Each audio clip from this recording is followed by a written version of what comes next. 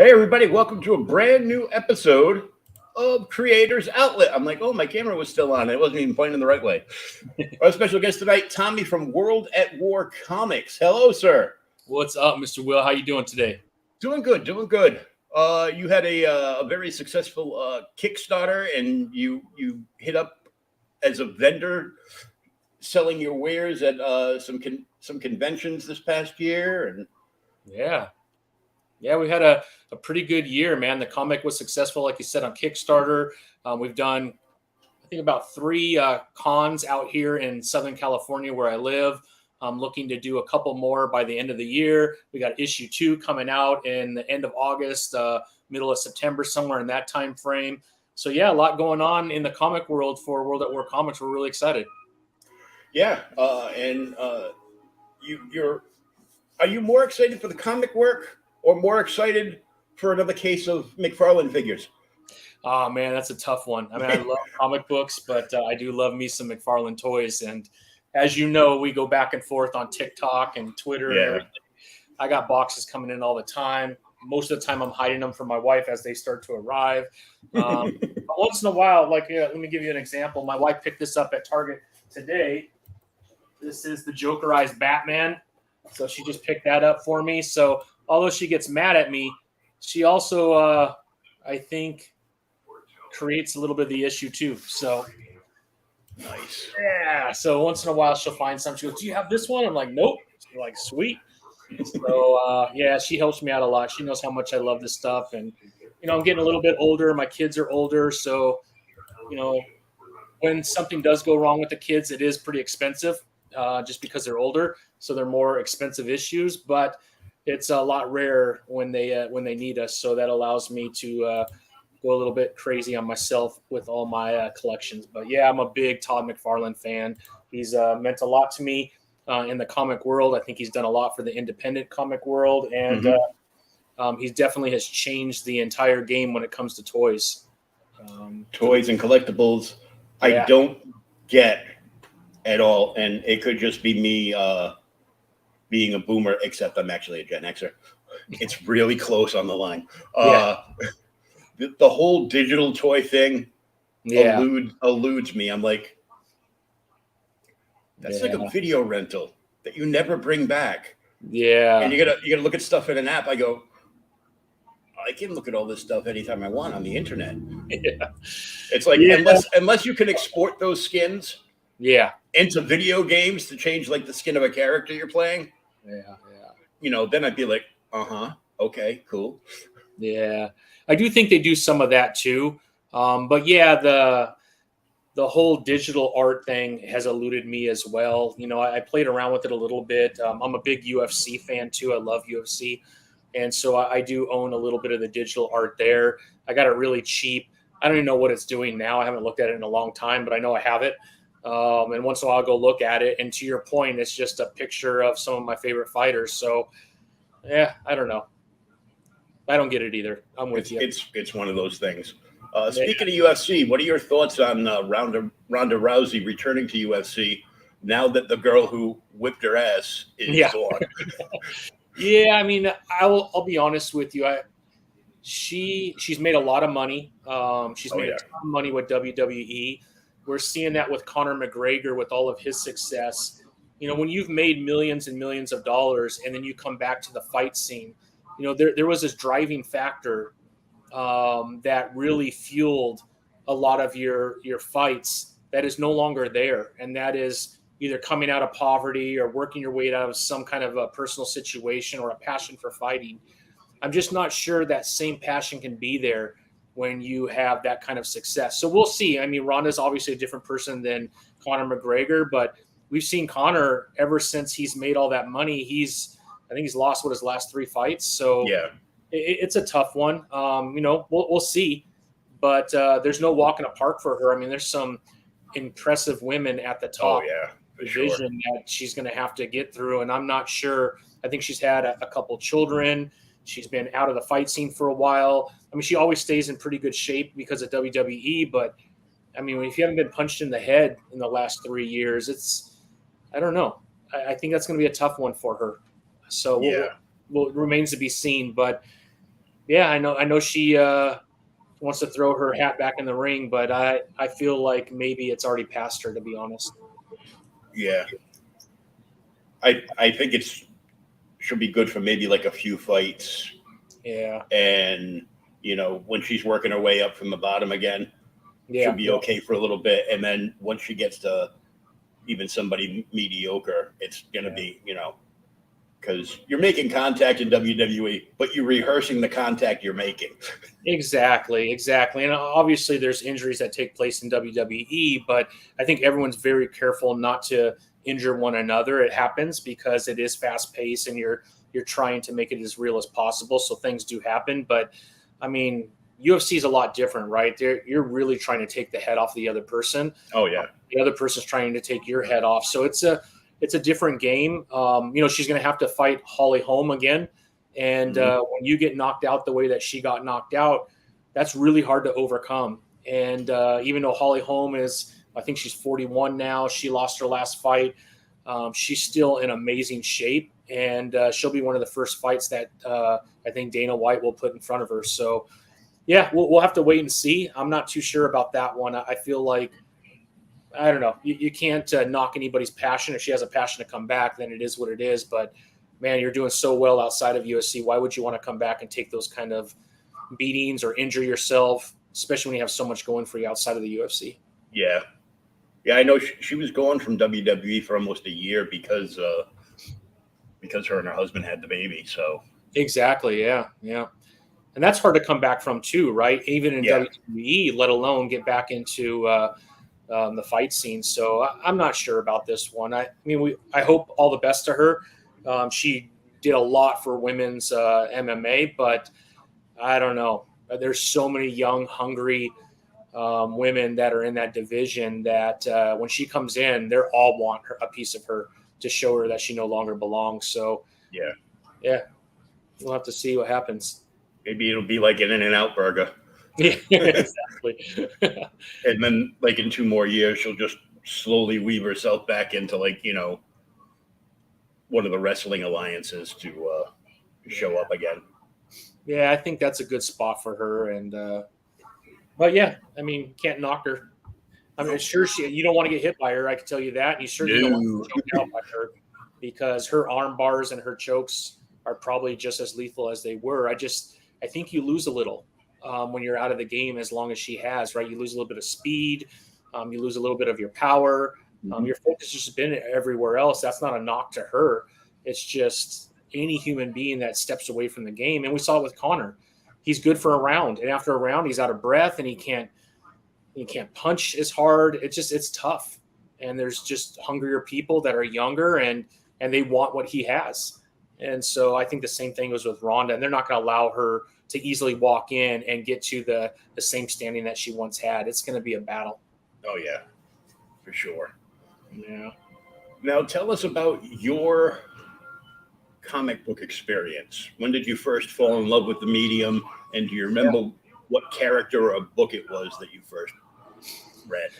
Yeah, so I've loved comic books since I was about 8 or 9 years old. We had a comic book store pretty close to our house, and we would ride our bike up there, whenever we mowed lawns or something like that, and made some money. I know exactly what comic book was the first one. It was Nam, Oh, issue nice. #1. Yeah, I think it was by Marvel, if I'm not mistaken. But Yep. my family's we come from a pretty big military family. My dad was in the Marines. Both my grandfathers and were in the Army. My uncles were in the Air Force. I tried to go into the military, but I was born with a hip disease, and they wouldn't take me. But man, military has been a big part of our life. And so when I saw that comic book, I'm like, wow, they make a comic book about Vietnam. I had to get that because my dad, he was on the tail end of Vietnam because of his age, but he was definitely in the Marines. And so I had to buy that comic, and I fell in love with that and collected that for a very long time. But then obviously when you're in a comic book store and you see everything else, I had to get Superman, Batman. I grew up more of a DC fan than a Marvel fan, Yep. just because of the Saturday morning cartoons with Justice League and whatnot. Certainly loved X-Men, the Avengers, Spider-Man, all that good stuff. But Nam was my first comic book I ever bought. For sure. I actually still have the first comic book I ever bought. Really? And cool. Well, I kind of sold it. Yeah. But I repurchased it. Yep. And it was, I believe, issue 412 of Detective Comics. Which one's 412? Which is the background is like Gotham City Zoo. Animals are escaping out of the cages. And the creeper just kicked the living snot out of Batman on the cover. Kicked him back so he's about to land in the midst of the lions that are just like wandering around. Yeah, that's awesome, man. Yeah. Not like you, I sold a lot of comics when I got married. We were having a hard time making rent. And so I sold some baseball cards and my comic books. And then, I started collecting them back up again, then resold them again. And, there's this little bit of a boomerang with comic books throughout my life, but I've always loved the medium. Just wasn't always able to hold on to them. But like you, I have purchased Nom issue 1 again, which isn't very expensive. It's pretty easy to purchase, but I did want to purchase it just from nostalgia. So I got that back again. And like you, I got quite a few comics now. I will say I love DC. I collect a lot of DC still. I have a lot of Marvel as well, but most of my collection is independents. A lot of Image Comics, a lot of AWA, which is one of my favorite publishers. But yeah, I'm a big Spawn fan. Love Spawn. Invincible is my favorite comic ever created by Robert Kirkman. So I have the whole run of that and a lot of the variants of that. What else is going on? Mark Miller, I think, is one of the best writers. So I have a lot of his stuff. Big Game just came out, and I'm really excited to see all the mayhem that takes place over the next 4 issues of that, because I have a feeling a lot of people are going to die because that's what Mark Miller is. And I love Mark Miller for that. He loves the characters he creates, but he's not married to them. And it's not an issue for him to have some of his characters pass away telling a story, which I love, right? There's real odds when you read anything from the Millerverse, for sure. Yeah, the one series of his that stood out to me is going to be the Magic Order. Oh yeah, I mean, what are they on? This is the 5th series, if I'm not mistaken. Yeah, it's volume 5 right now. Yeah. And besides him, my current favorite writer in all of comics is going to be Jeff Lemire. Oh yeah. I mean, incredible too. He's like the Jack Kirby of writing. Yeah. He's putting out books for like 5 different publishers a week or something. Sometimes, it's like, did you get your Jeff Lemire book? I'm like, which one? And then they go down the list. There was 7 out the other week, and I'm like, oh my god. Yeah, no, he's great. I think for DC, Jeremy Adams is one of the top. Mark Waid. I love Robert Venditti, who just came out with a new independent. I think who's it by? Anyways, called Squad 6, which is really cool. They just had their first issue drop. I mean, there's a lot of good stuff out there. I even like most of Joshua Williamson that also writes for DC. Who else? There's some good writers out there for sure. His first volume of Batwoman was phenomenal. Yeah, agree. A lot of that was due to his artist too. For sure. I mean, it's a dance, right? If you're gonna, great writers can only be great writers if there's great art, and great artists will only be noticed if the story is good, right? You might buy it the first time, but you'll never buy it again if the story's terrible. And I feel bad because there's some amazing artists out there that are doing great things, but they have really bad writers on those books, and so they probably don't get the recognition they deserve. But yeah, it sucks. But that's the world of comics. Can't have it all, right? I still love Scott Snyder. I think a lot of the stuff that he does is really good. There's a lot of good stuff out there, man. A lot of good stuff. But I'm really loving the indie scene just because the stories are unique. You don't have the canon that you have to follow, so you could do a lot of really cool things. And I do enjoy it because of that. But I'm always going to be a DC fan. I grew up DC, always loved DC, but that does not mean at all that I hate Marvel. I grew up a DC guy. Yeah, I grew up mostly a DC guy too. Yeah. But I also would buy, Spider-Man and Hulk Yep, Like, absolutely. basically, I would buy the Spider-Mans, and my best friend across the street from me growing up would buy the Hulks when they came out. Yeah. They were on the rack, and then we'd go to each other's house and swap books to read them. Yeah, exactly. Because That's awesome. why should we waste our money? There's an ice cream truck coming. You know, back in the day when it didn't cost you $15 for an ice cream out of the truck, it was only like $1.50. Yeah. I'm scared to let my kids are older now, but these days I'm not sure I'd let a kid buy an ice cream from an ice cream truck these days. But back in the day, man, we waited for that song to come around the corner, man. We were all out in the front yard waiting. We'd have our slip and slide or the sprinkler going on a summer day, and the truck would come by. Man, those are good memories. But ever since that first story arc in Spawn, no, get away from that ice cream truck. Exactly. Yeah, that's a tough one, man. That's a tough story. Actually, Todd McFarlane got a lot of pushback because of that story when it first came out. It was a little much at the time, 30 years ago, but man, I loved it, man. And I love the ending of that guy too. Although he didn't end, right? He became something else, but it was brutal. That's what made Spawn so popular when it came out, was the brutality. You just didn't see that in comics that often. But why did they have to name that evil dude after me? Yeah, I know. I'm like, yeah. Stop it. Every time they get like somebody like that, I'm like, why? Yeah. Could you call him Bob or something? Yeah, I know. But yeah, those are good times, man. Good times.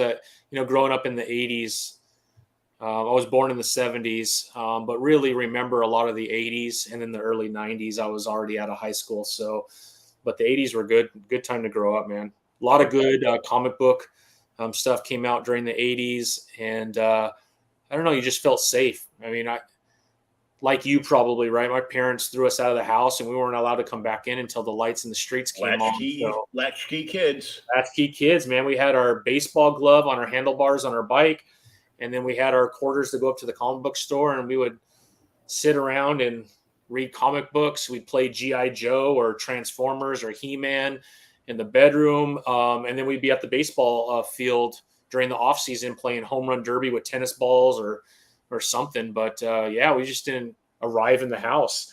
The only time we were at the house is if we were going to play in the sprinklers, right? But we'd still be in the front yard or the backyard. Yeah. It's just a different world now. These days, I want to go get the mail. Rush to be first. What's that? Everybody gets thirsty, and yeah. There's the hose. There it is. I'm first, sucker. Exactly, man. Wait to see all those snails come out of the hose first. You go first, man. Make sure it's clean. When they made slides out of metal and steel. Yeah, exactly. Like burned layers of skin off as we went down. Oh yeah, man. Good times. Good old days. Good old days. Go ride your bikes with your friends. Okay. And when the street lights came on, you better get your butt home. Yeah. They start to worry, and either my mom would come out and start yelling, or if we ignored her, my dad would come out with his belt off, and then you knew you took it too far. So. Yep. Yeah, we didn't have Elf on the shelf. We had Belt on the shelf. Yeah, exactly. Now my dad would I had 3 younger sisters, and I was the oldest. And so whenever we would get a little rowdy and pissed him off, he would do what was called a lineup, and we'd all have to stand in a line, and he would sit on his chair with his belt in his hand, and one by one, spank, and then go to your room, spank, go to your room. And that poor kid who was the last, which is usually the baby of the family, I mean, she was more emotionally distraught than what the paddle was going to do, because she had to watch all of us get hit. So, but yeah, different time, man. Yeah, for sure. So when did you come up with the idea for Kingsville? Probably a couple of years ago. Just kind of thinking about it. Probably 2019, 2020. I mean, I've always wanted to write a comic book, so you kind of play around with a lot of your characters. I mean, that's from a young age, 10, 11 years old, right? We all, after reading some pretty awesome comics, we're like, man, we should make our own. And then you just draw and kind of share it with your friends, and it never goes anywhere, right? And you forget about it, the next day maybe. But always had a passion for comics and would love to get into it.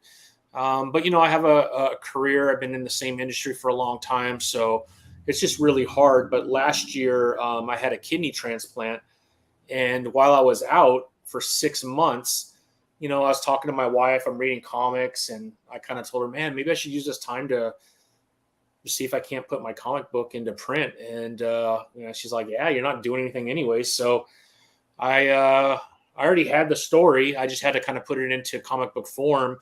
And I started searching for an artist, and I was on Reddit and just interviewing artists. And I found Daniel, who actually lives in Moscow. He's about 22 years old, young guy, just a good artist, man. I really enjoy him. And so we started talking, and I kind of shared my vision with him, and he was all in, man. And so we brought out that first issue. Took about 3 months to put it all together. And so we went to print probably in January, February of this year. So it took about 5 months to get done, 4 months to get done. And once it was done, man, we went right to print. And I think I had my first Comic-Con here in Southern California. It was probably in March, late March, early April, right when I was coming back to work. And it was fun, man. The Kickstarter was really cool. I think people bought into the idea. They liked the art. So that was awesome. And now we're doing really well, man. I got the comic on eBay for people who want to buy it there. They can obviously go to our website at world@warcomics.com and get it.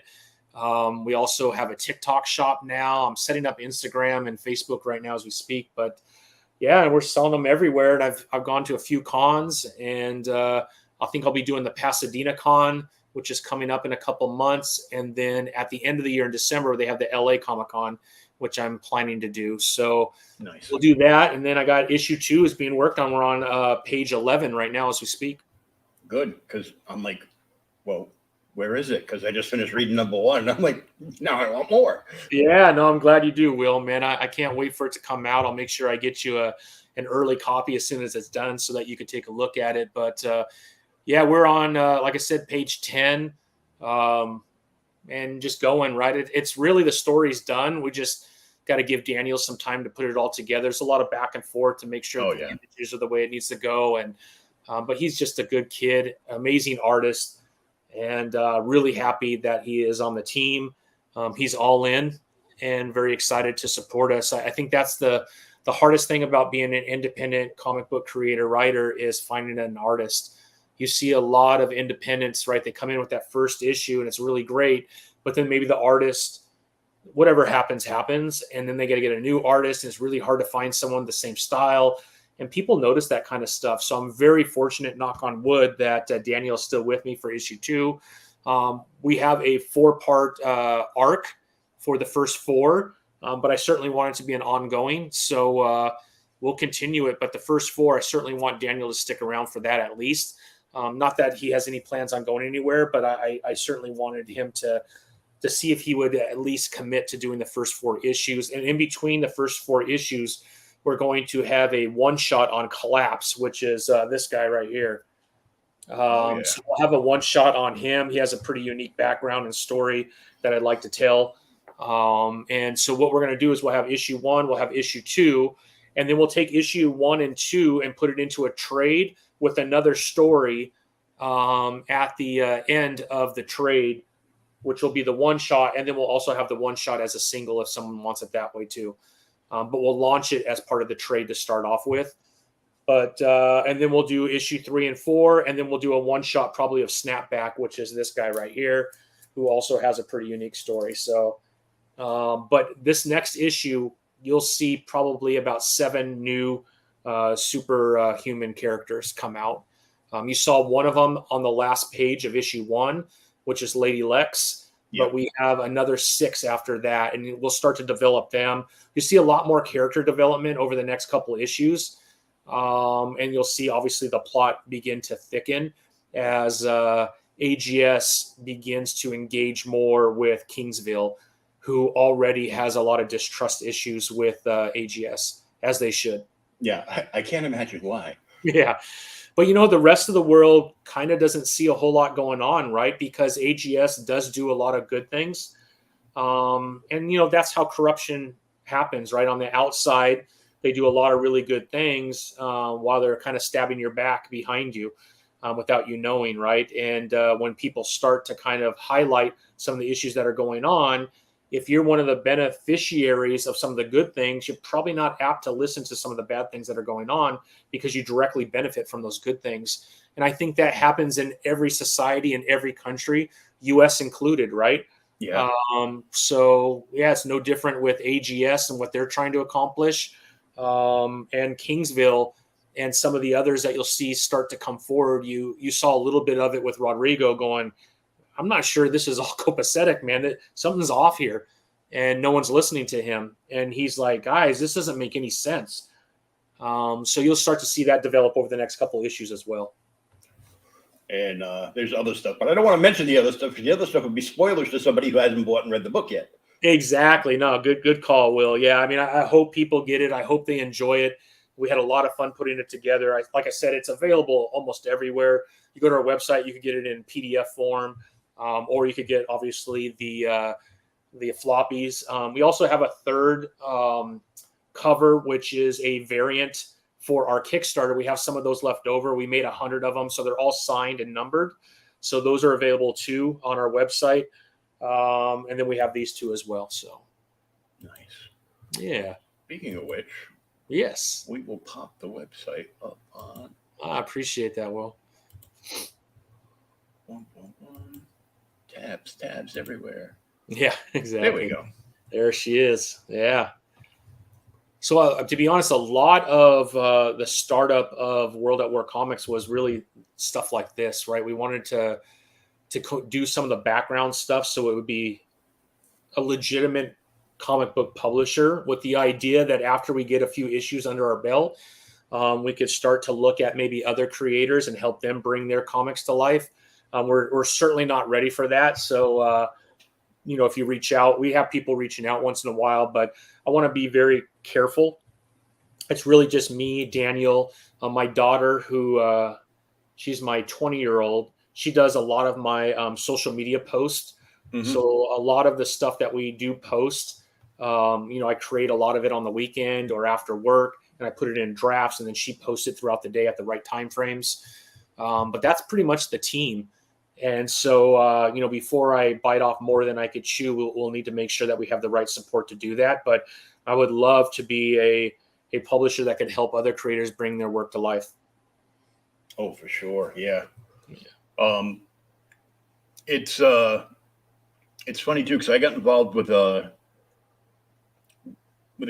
few people that are their own, all self-published, because it's indie stuff. Yep. But now they're helping other people and working on stuff editorially and story wise, mm-hmm. and teaming up. They did a book last year that the first issue came out, and it's like magazine size, so it's like big, oversized, kind of like European size. Mm-hmm. And it's called Mavericks, but spelled Mavrics. Okay. They're actually at a con right now in Connecticut. They're at Terrificon.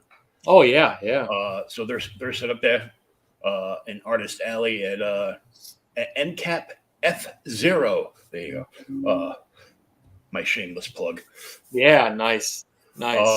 And I took, because what I was doing, because don't have a lot of money. You sell some older comic books that might be worth a couple of bucks. Yep. So you can buy some new stuff that you're like, I got to have everything. Yeah. So I went all in for their collector's box, as well as their merch box. And all I had to do was sell Jason Aaron's original Lady Thor run. Oh, yeah. To a buddy of mine. And I backed the whole thing and like 3 or 4 other projects at the same time. Nice. And then I went to go, do something. And I'm like, what do you mean I'm out of money? Bank? What's wrong with you? And then I popped it up, and it,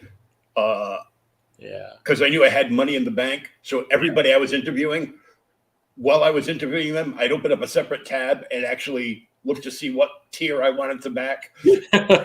Before you knew it, that $1,200 was gone.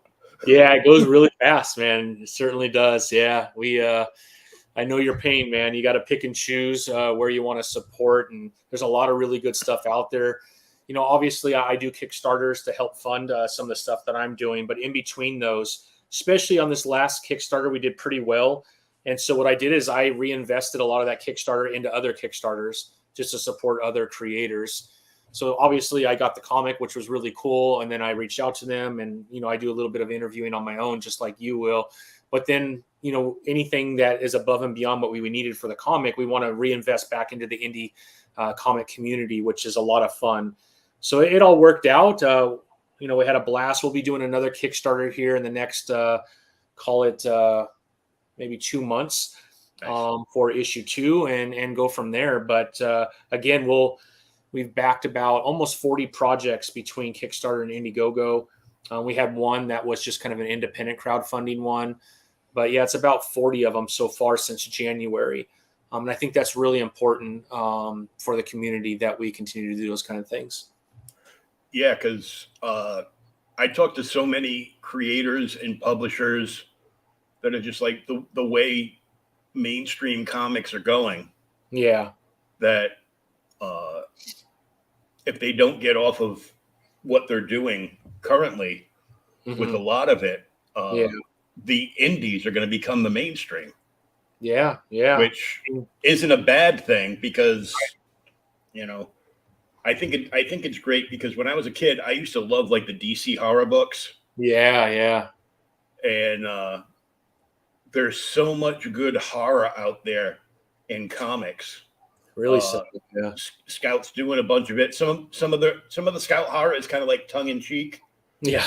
They did that the vampire hunter thing with like the Buffy-esque girl, but she was doing everything on social media. I go, okay, that's funny. Yeah. There's a lot of good stuff out there. I mean, Daniel Krauss, Cullen Bunn is kind of the king of horror right now. Oh, yeah. Yeah, he does a lot of really good stuff. So yeah, there's some really good horror out there, and I'm a big fan of it. Yeah. I mean, World Tree, I don't know if you've read that yet by Tinian, but boy, that's a crazy book, man. It is psycho. It's insane. There's so much out there, like just in the indie market, itself. Yeah. And when you got, Rip-Up just like exploding with millions of dollars in sales. Oh, Rippaverse? Yeah. Yeah, I mean, Eric July is killing it. I mean, he has the record now, I think, for the most ever, generated through a crowdfunding. So you could dislike the guy, but I tell you what, I have a lot of respect for him. He has done it, and he's done it right, and he's created a really good product. I have ISOM 1 and 2, and it's good quality stuff. And Gabe Al-Taib, who is one of his artists, has his own going now called Big Man Comics, and he had a successful. I mean, he didn't do anywhere near what Eric July did, but he still raised a few $100,000, if I'm not mistaken. And I mean, they're doing really well. I mean, there's a lot of really good independent stuff that's doing well. I mean, EVS still is generating close to $1 million every time he does something with Cyberfrog. Yep. But if you look on Kickstarter, I mean, there is all kinds of really good Kickstarters out there. I mean, I don't care who you are. I don't care what your personal life is like. I don't care who you vote for and what your politics are, man. I just love comics, and I read it all, man. I read it all, and if I don't like it, I just don't mention it. But just give me a good story. Yeah. And I'm happy. Don't weigh it down with, all this other garbage that's going on in our society right now. It's a form of escapism. We don't want to hear about that. I agree with you, Will. It certainly is escapism. I do think that is one of the issues with Marvel and DC right now. I will say I don't mind it in indie because that's where it belongs. Mm-hmm. I think, right, if you're going to go into that direction, there's certainly an audience for that, and I'm not against it at all. It's a free country. I think indie is the perfect spot for a lot of that. But when you're changing canon and DC and Marvel, and you have people that are ignoring who the characters really are to bring points across, I think that's where a lot of fans kind of get frustrated. Take that stuff to indie. I mean, there's a home for it. There's an audience for it. Not all of it I hate. Some of it I enjoy too. So I'm all for it, man. I feel like I'm a pretty independent guy when it comes to that type of stuff. But when you're changing canon, it's just because you're an activist. Again, you cannot deny that DC and Marvel haven't been hurt the last 5 or 6 years. I mean, if you look at DC, which is my favorite, that's why I'm more passionate about it. 50% of all DC comics comes from Batman or the Batman family. If you look at the top 50 comic books, I mean, there's months where they only have 2 or 3 comics on the top 50. Marvel still does a pretty good job. And a lot of that has to do with the last, 15 to 20 years of what they've done on the movie side, Yeah. the live action side, that's still driving a lot of the popularity around their comics. But even them, they've seen, a lot of their comics drop significantly too, which is really sad to see. I mean, you don't have a Captain America in the top 15 or 20. I think that's terrible, right? An Iron Man that's having a hard time. These are not good situations to have in the comic book industry. And if the big two are struggling, it really weighs down the indie side. Even though I think indie is very strong right now and doing well, when Marvel and DC are strong, everyone benefits, right? Boats rises. And when DC and Marvel are not that strong, it's a struggle. That's why I really like to talk about Mark Waid. I like to talk about Joshua Williamson. I like to talk about, some of these writers that are still executing at a very high level. Jeremy Adams, who is a fairly young writer. He had that Flash run, which really corrected a lot of things with Wally. And now he's on Green Lantern, which I'm super excited about because I love Green Lantern. I think Jeremy Adams is a rising star. I think he's one of the best writers at DC right now. And then obviously Mark Waid and his history's done well. Scott Snyder. There's just some really good folks out there that are still doing it at a high level. But you got some other writers where you're just shaking your head going, I just read a Hawk Girl comic, and Hawk Girl's not even the subject of the comic. I'm just like, well, why are you on this comic if you don't want to understand who Hawk Girl is, Hawk Girl's history? Those are things that are really important when you're dealing with a brand that's 90 years old, right? So there's certainly some areas of opportunity within comics, but for the most part, I think it's still a pretty strong industry. It's still a multi-billion-dollar industry. I think it can be fixed. I think it can be corrected. So I have more of an optimistic view. Like I said, indie is awesome right now. I don't know if you've read Canto by David Boer, but that's one of my favorite comics. Just a feel-good comic, right? It's fun. It allows you to get lost for a little bit. And then anything Tynion's doing right now is on fire, man. Whether it's Something's Killing the Children, World Tree. Anything this guy writes right now is really good. There's a lot of shining spots. I know we like to focus on the negative because the negative seems to gain a little bit more traction. And you certainly need to talk about the negative, but sometimes that overshadows a lot of the good things that are happening in comics. And I think some of the good things is really indie. Indie is doing well. You just don't get the numbers, right? Because a lot of it's coming through Kickstarter, Indiegogo, and other crowdfunding, right? So when you look at the data coming from the comic book industry, and you're missing all these comic books that are self-published that are going through Kickstarter and Indie, you're not really getting the full view, I don't think, of how strong the comic book industry is. I mean, I go into my little comic book store here in Hemet where I live. It's called Diggers Comics and Toys. And, he has, I bet you 30% of his comics are indie, and he's always open to bring in new stuff and try it. I mean, shout out to Ambrose, who's the owner there, an amazing guy.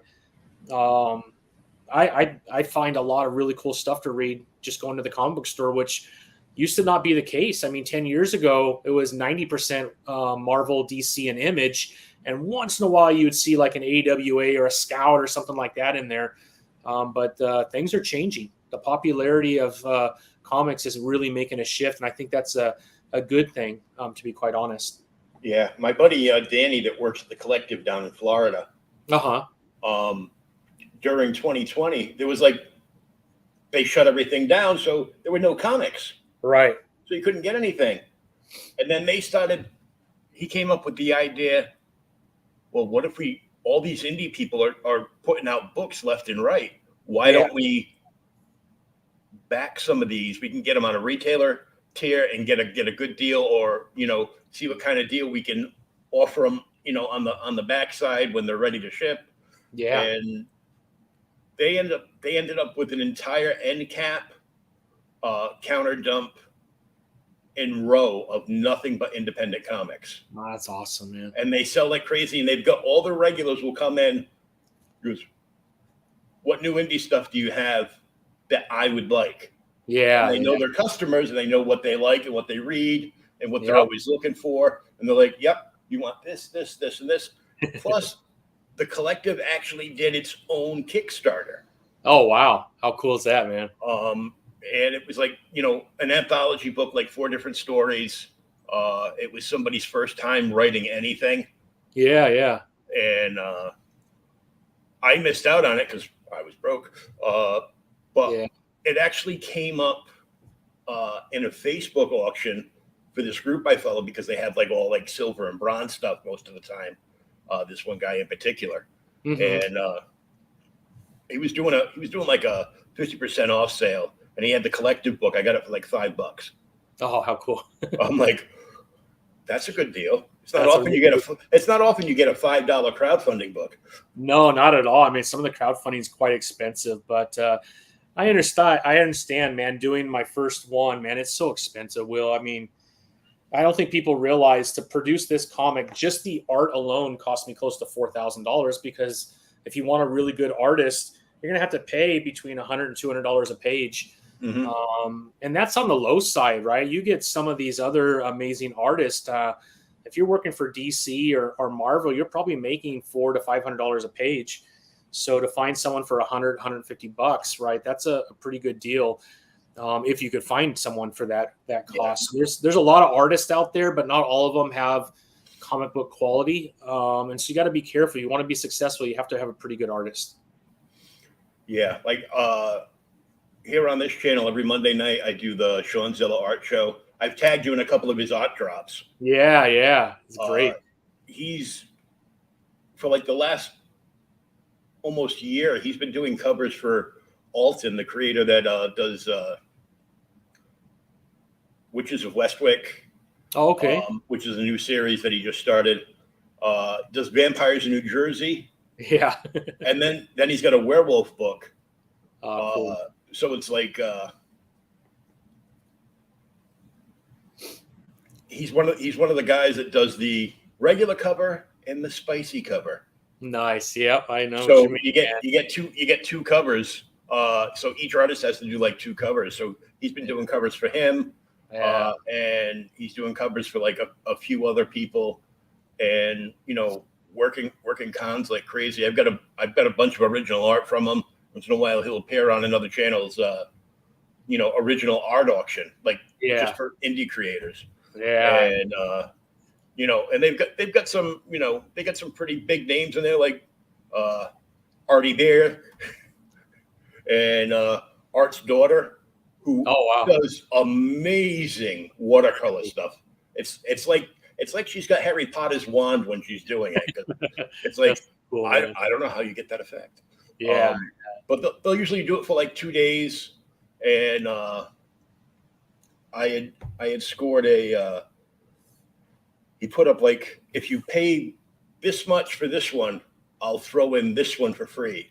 Yeah. So I bought this beautiful, full-blown, full-color Magic from the X-Men. Oh, wow. And then I got a Rogue that he did too. But it's just the character, not the no background on it. So it's kind of like the more simplistic design. Yeah. That's and I'm cool. Like, that's just awesome. That is awesome. Yeah, I mean, there's so many great artists and creators out there. And, I try to get on Kickstarter and Indiegogo, mainly Kickstarter, and just search for cool stuff. And once in a while, you'll find something. You're like, I'm going to get that. And then you're just pleasantly surprised. But there's some really good comics out there for sure that are just doing so well. I mean, I don't know if you know who Tyler Martin is out of Atlanta, but he owns Godhood Comics, and he has a comic series called The Antagonist. I think they're on issues, 7, 8, or 9. I can't remember. He has 2 trades out. But his comic is possibly being picked up for a TV series. It's done so well.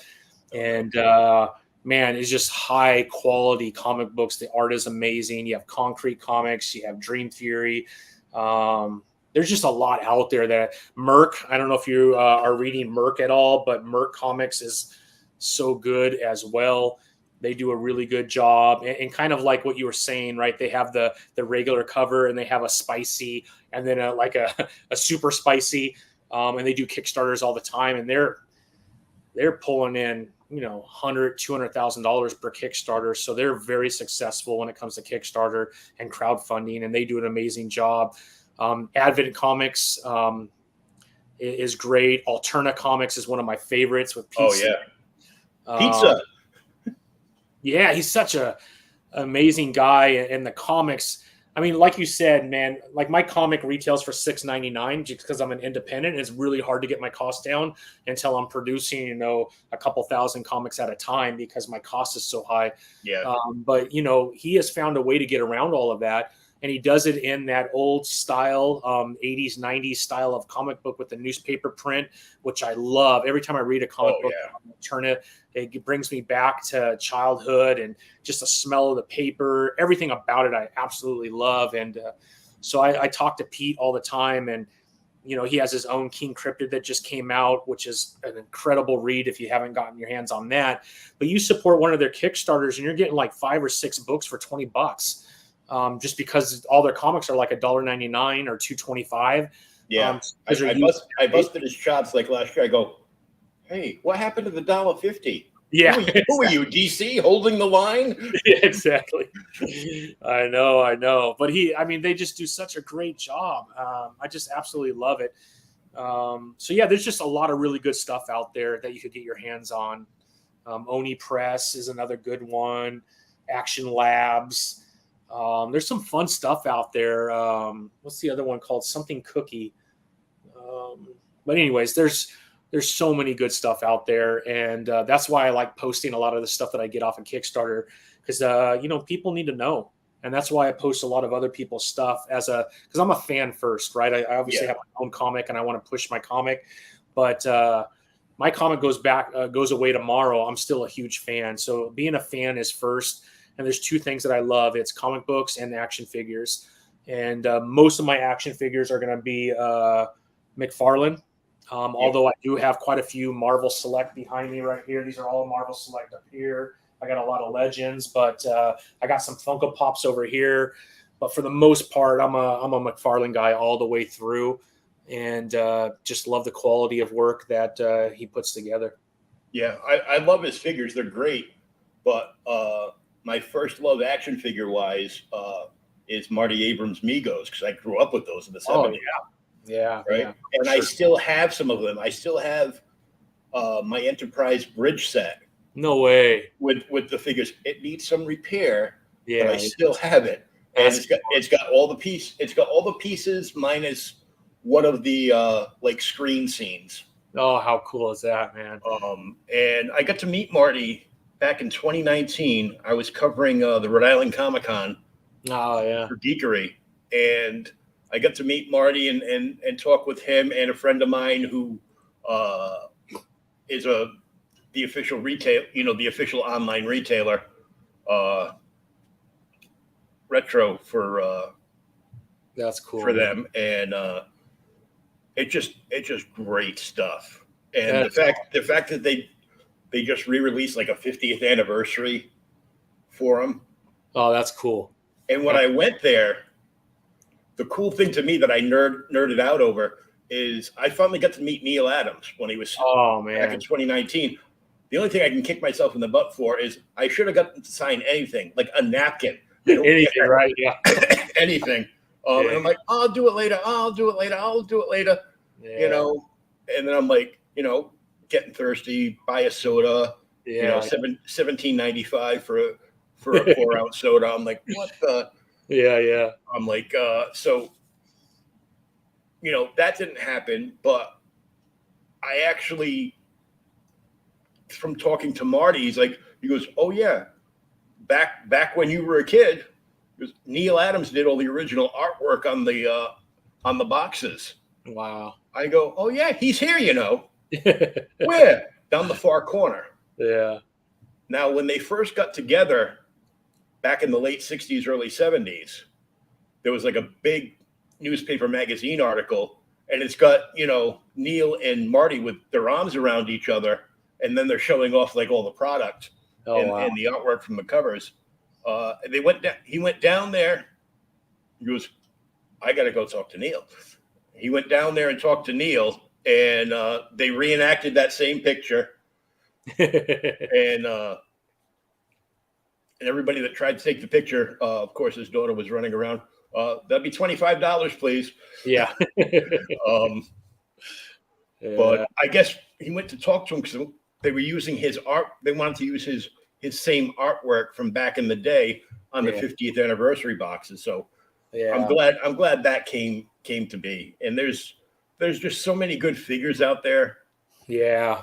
And I'm like, the 50th anniversary ones, I just ordered like 3 of the Jokers. Did you? Yeah. I can't imagine why. Yeah. I know you're the Joker man. I get it. That's so cool though, man. That's so cool, Will. Yeah, I love G.I. Joe too. And oh yeah. When G.I. Joe was just some GI named Joe. Yeah, exactly. 50,000 characters. Yeah, so many characters now, but I love it, man. I love all of it. Snake Eyes and Scarlet, and I don't know, Sergeant Slaughter. I love all of it, man. And I'm really fortunate because where I live, we have a G.I. Joe con every year in a city called Temecula, which is in between where I live and San Diego. Mm-hmm. And it's a small con. They probably get about 800, 900 people, close to 1,000. But it's just fun to go over there. Where I live, Jamie Sullivan lives here, and he is the artist for IDW that would do a lot of the covers for G.I. Joe when it was still with IDW. So, it's fun, man. All those, and I'm super excited to see Robert Kirkman take over Transformers and G.I. Joe. I think it's Joshua Williamson is going to be writing for G.I. Joe later on in the year. I think that comes out in Q4 of this year. So really excited to see some of that stuff take place too, because you got to have a G.I. Joe ongoing series and you got to have a Transformers one. So Void Rivals has been really fun. The first couple of issues so far by Robert Kirkman. Oh yeah. We saw Jetfire in issue 1. So I'm really excited to see where Robert Kirkman takes it. I'm hoping Tim Seeley, who also is a really good writer, he does Local Man, which if you're not reading Local Man, you're missing out. That's a really good comic right now. In fact, issue 6 drops, I think, next week. And it looks like it got picked up as an ongoing series because every issue ran out. And Tim Seeley is about my age and your age, Will. So he grew up with a big He-Man, Masters of the Universe fan. So he writes He-Man right now. And he also a big G.I. Joe, Transformers. So I'm hoping that he does something on those too. Because you want people who grew up with those, who are passionate about them, to write them. That way they understand the canon. They understand the characters and all the deficiencies of those characters and all the reasons why those characters tick. Because that comes across the fan base, and we want to, share that with the next generation to hopefully get them excited. Yeah, you don't want to hire somebody to write G.I. Joe that goes, well, you know the IP G.I. Joe. Oh, the movie with The Rock in it. Yeah. Okay. Next. Exactly. Yeah. No, we certainly want someone who has a passion for those comics or those stories, especially grew up watching the cartoon, maybe own the characters when they were little. You want someone like that that's super passionate about that because that's really important. So yeah, I'm really excited because Robert Kirkman is passionate about those characters because he also grew up reading those and watching the cartoons. So I know it's going to be good. Void Rivals has already been pretty good. Oh yeah, I've been reading like the last few issues because I get like all the PR from Image. Oh, good, yeah. From Image, and then the separate one from like Skybound and a bunch of the other companies. So I'm like, I never have a lack of anything new to read. Yeah. Just having the time to read. Yeah, I got stacks of comics everywhere that I need to read. I'm reading Night Terrors right now, which it's okay. It's been pretty good. Like I said, I really like Joshua Williamson. I love Jeremy Adams. some are not going to be as great as others, but the story itself has been okay. I don't know if we needed another major event at DC or Marvel, but no, we don't. It's like, stop it. Yeah, I know it's a little overkill, but when things are bad, this is what you do to try and get it going. But because I do so many reviews on comics, I'm in it for the long haul, man. So we're in week 3, and for the most part, I'm enjoying it. It's been okay. It's been better than I thought it was going to be.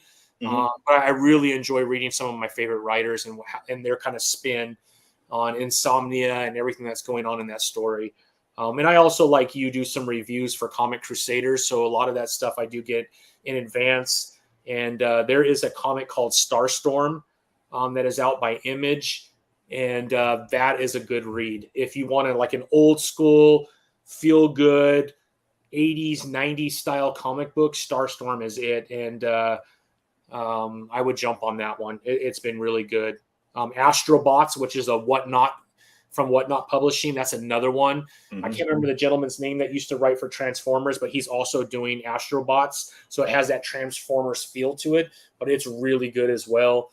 So there's just a lot of good stuff, but I just finding the time balancing work, family. And Titan has the Conan license now. Yeah, exactly. And their Conan stuff is just off the chain. It's good. It's good. Yep. And last night we just covered the original Conan run, 14 and 15, the Elric crossover. Oh, okay. Yep. Yeah. When Barry Windsor Smith was still up and coming. Yeah. And it didn't look like a Barry Windsor Smith until the very last page of the second book. And I was like, why didn't the rest look like that? He goes, well, this is the page that he got really good on. And he won the Shazam Award that year. Oh, cool. And then they go, this is amazing. Keep drawing like this. Yeah, exactly. Goes, okay, well, since I've elevated my art, I need to add another name. Yeah. Windsor in the middle. Okay, we're good. Because you could see the progression of how good he was getting just over those 2 books. And you saw that last page. Yeah. And then, and just better and better and better. Yep. And I was lucky. I had a chance to meet Tim Seeley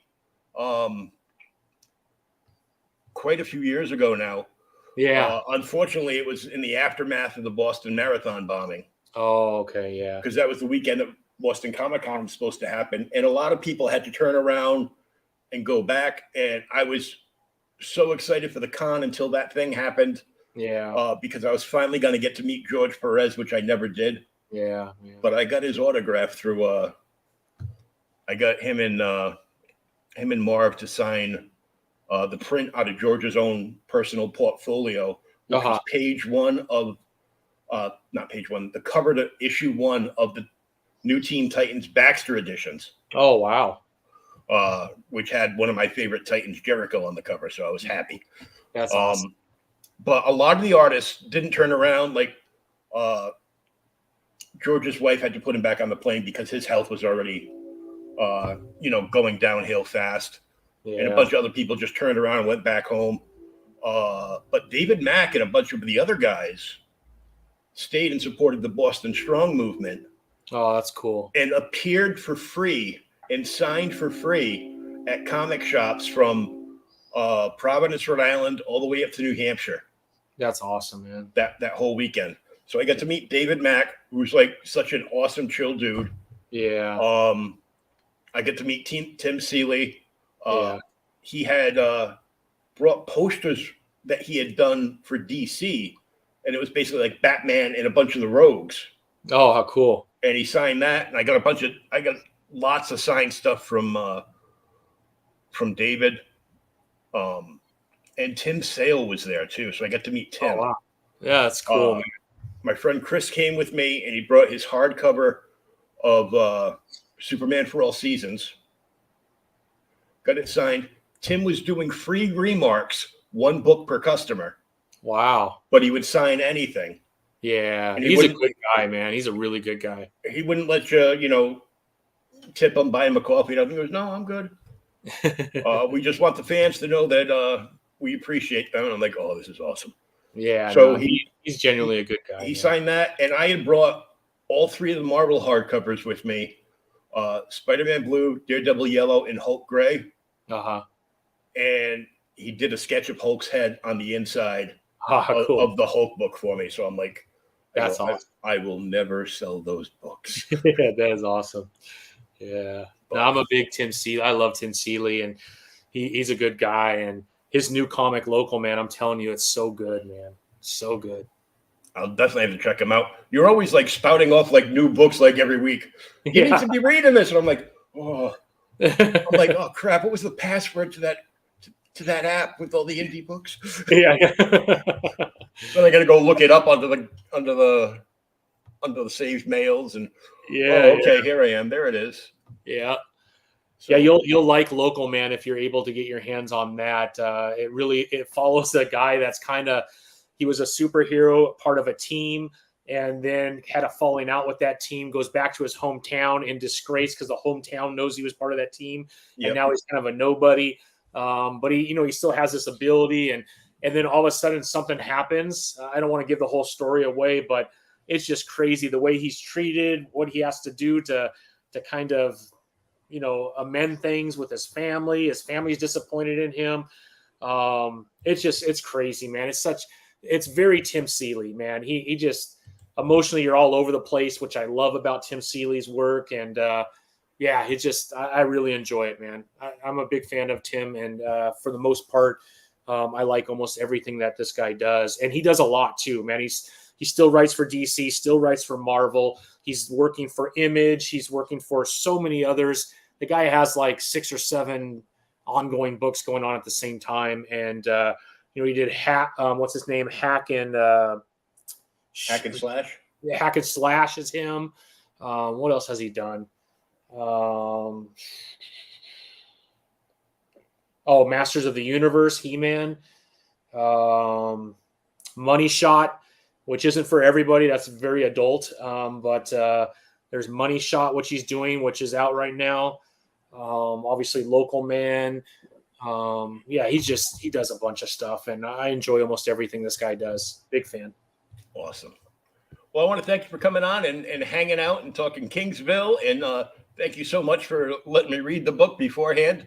Absolutely. I thoroughly enjoyed it. It's such a great book. You should go out there and get it today. The links for both the World at War website and Tommy's my coffee's kicking in. The World at War at World at War Comic is his Twitter handle. Yep. And you can find everything through the website. Go follow him everywhere on social media. Just type in World at War Comics and this guy will come up. Yeah, I appreciate it, Will. Really had a great time. Thanks for being on. And this will be available on all kinds of platforms after we go off. The audio gets loaded up onto my podcast platform. So anywhere you can download a podcast, you can re-listen to this or listen to it for the first time with a lot of people. The link for it goes up on my Minds page, and it gets uploaded to Odyssey and Rumble as well. Nice. So I want to make it easy for people to see me anywhere they want. Absolutely. Absolutely. So thank you so much. All the best next week, and we'll catch you real soon. Thank you, Will. Appreciate you, my friend. Thank you.